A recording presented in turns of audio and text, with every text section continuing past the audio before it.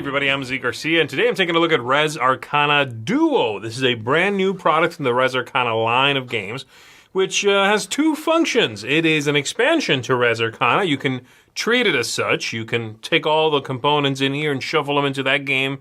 You've got more content, or you can play the game right out of this box with just 2 players. And you're going to be using just about all the content. You'll basically see every card, play with every bit in the box. So I'm going to be showing you the game on its own, just this, explaining how Res Arcana works. Res Arcana Duo basically are the same game, really. But you'll be seeing only components that come in this box. And then we'll come on back, I'll tell you what I think of this as an expansion and as a standalone game. The game comes with a player aid that on one side tells you the round summary. I'll be using this in just a minute. But on the other side, it tells you the setup. And so you'll just need to reference this as you are setting up the game. Basically, long story short, you'll have an area that looks like this with a mage, some of these essences, and if you're the first player, of course, the first player token here, as well as a deck that you either drafted or were given at the beginning of 8 cards. And from those, you draw 3 cards. And so then we'll flip this over to the round summary, and I'll explain using that what it is we are trying to do. Ultimately, you are attempting to get to 10 victory points. You'll have victory points on various things in play, and that includes places of power. These 2 up here, they'll give you victory points as shown across the bottom. These are double-sided. You'll set which side you want face up at the beginning of the game, and then it will not change. You'll get victory points from monuments. These are monuments here. You have 2 face up, several face down, and they'll give you victory points across the bottom. And then some of the artifact cards, i.e. your deck of cards and your hand of cards, they will have sometimes victory points as well across the bottom. And so at the end of any one round, when we check to see if anybody wins, if either player has 10 or more victory points, and the most, then they'll win the game. So starting from the top of a round, the first thing you do is you collect essences. And that is sort of a little income. You are going to check anything that has that symbol there, and you are going to collect those things. In this case, I can take either the black or the green, and so I would go over here and take any one of those. There's also these ×5s in the middle if you run short on any one of the resources. So let's say I take a black one and I put it there. Nothing else that I have in front of me right now gives me essences or income, so that's done. My opponent would do the same. And then we go to the meat of the game, in which we are going to be taking actions. So alternating from the first player, we're going to be doing one of these things. Place an artifact, claim a monument or a place of power, discard a card, to gain 1 gold or 2 other essences, use a power, or pass. So from the top, place an artifact. That entails taking one of the cards in your hand, paying the cost up here, and then placing that in play. So if I want to play this card, move this, I would put that into play, I would pay the necessary cost, and I have taken an action. It would now be my opponent's turn. That is the very first thing you may do. The second thing you may do is claim a monument or a place of power. You can pay for one of these and claim that location. That is a place of power, or you can claim a monument. Now, the monuments always cost 4 gold, and there's 2 face up available, but you can always also acquire this one face down because the cost is always the same. So you can pay 4 gold, which is the harder of all of these essences to gain, and take one of these, put it into play. Next up, you can discard a card from your hand for 1 gold or 2 essences. That means taking one of these cards, discarding it by tucking it underneath my deck of cards, and then take 1 gold or 2 of these, even 2 of the same one, in order to build up my pool. You should attempt to, you really can't build every card you have in hand, so you should attempt to use some of them to generate the resources you need for others. You can't really deploy all of these realistically. Next up, you can use a power. There are powers on many things. Your mage, many of your artifacts, places of power, possibly monuments. Even these magic items sometimes will have activated abilities, and so using one of those powers simply entails doing whatever it says. For example, my smith has two different abilities. The first one says, exhaust this card, pay a red, gain a gold. The second one says, exhaust this card, pay a gold, take any 4 essences, and then right there reminds me, not gold, and put them on this card.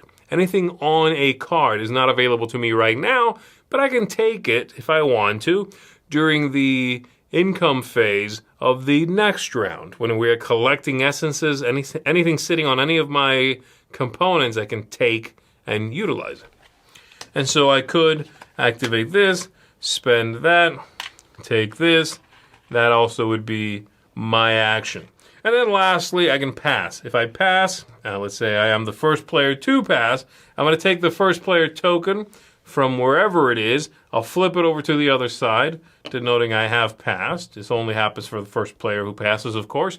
And then I'm going to take my magical item, put it back, and take a different one and flip it face down, reminding me I have passed and that I need to draw a card, so I will do so. If I ever need to draw a card and I can't, I'll just shuffle up these discards and that'll become a new deck of cards. And once we've all passed, then we go to the top of the round. But before we go to the top of the next round, the last thing is checking for victory. Once we're all done, then we count victory points on everything, including the one on this token if you are the person who passed first. And if anybody has 10 or more victory points, then the game is going to be over. Be aware that some of these locations, like this place of power, the Dwarven Forge, is going to be worth 1 victory point plus 1 for every gold on it. And there are ways for me to put gold on this. So this could end up with a few gold pieces on there and end up being worth, say, 3 victory points right now, and so on. I'm still allowed at the beginning of a turn to take these off, but if I take any number of them off, I have to take them all. So you normally won't do that because it'll be worth more to leave on here. That is the general idea of the game. You also have this card here that gives you a reference for all of the symbols that you'll see in the game, including some that you're only going to see in the other Res Arcana releases, both the core box and the expansions.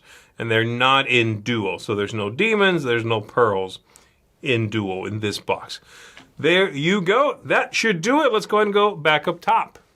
So there's kind of two audiences for this game, I would say. There's the people that already know Res Arcana, they like Res Arcana, and they are wondering, do I need this expansion in my game? Now, Res Arcana already has 2 expansions, which added quite a bit of content to the game, and certainly, expanded the scope and the things you were sort of manipulating.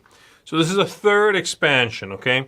There's then the group that hasn't played Res Arcana, and they're wondering, is this a good place to jump into Res Arcana? I want to sample.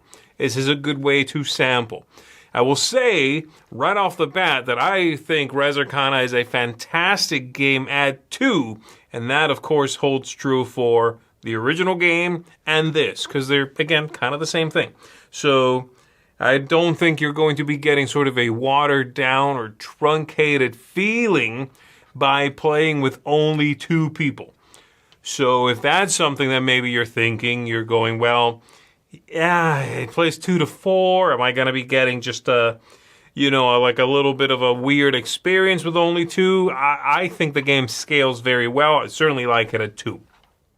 So I'll talk to that group first, the group that has not played Res Arcana, and they are wondering if this is a good place to jump into it. In my opinion, it very much is. You're going to be paying a lower price tag. You're going to be getting a really good feel for the game.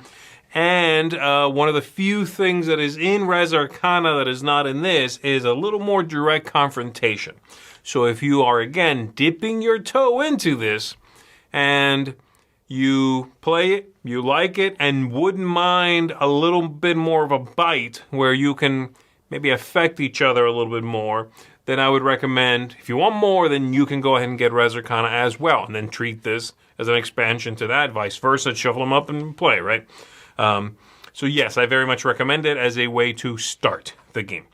Now, as an expansion, I am of 2 minds when it comes to that. I am not sure that this one feels like a 3rd expansion to me, and I find that the 1st and the 2nd expansions already did wilder, bigger things than this one does. This one kind of feels like a return to the basics. And I guess it's very tricky to make a product like this because it has to pull that double duty. You need to be an expansion, you have to have new ideas, and you need to be an introductory product, a core box, so to speak. So yes, it's almost inevitable that in some ways it's going to feel like a simpler product. It is. This is an expansion that certainly gives you more variety, as in literally more cards to play. But they might not feel revolutionary. They might not necessarily feel like brand new ideas and concepts. What comes in here, I do enjoy.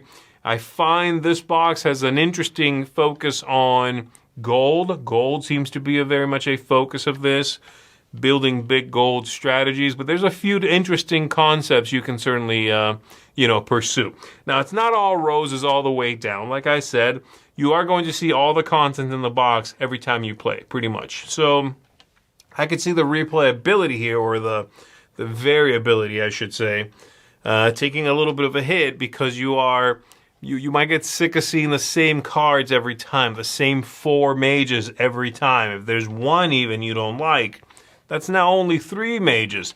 So there is that. If this is something you intend to play quite a bit, and you are someone who loves to see different things every time you play, quickly you'll sort of reach the bottom here. As far as developing cool combos, you won't. I think the game excels at that, but you will see the same things. So you might want to quickly then jump onto a bigger box. There's also, like I said, the no dragon attacks rules in this. So if you are someone who found that aspect of the original game, and I know some people who did, that they didn't like that idea, it's like, oh, it's a euro, and then there's this like splash of meanness in it. Why?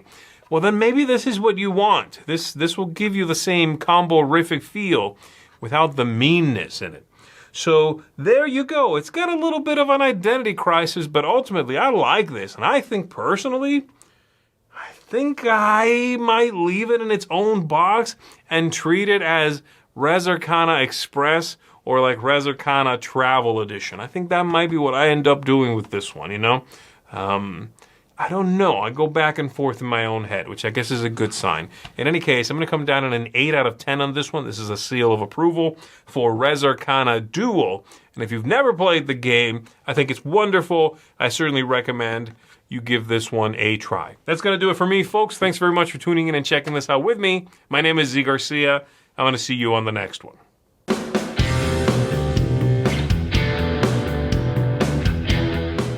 Hey everybody, thanks for watching another video from the Dice Tower. Hey, you want to learn more about us, communicate with us? We have a Facebook group, we have a Discord channel, lots of different ways to get involved with the Dice Tower. You can find that in our Linktree link below. So just click that, it will take you and you can communicate with us on Facebook, join our Facebook groups. There's lots of cool things that you can find and become part of the Dice Tower.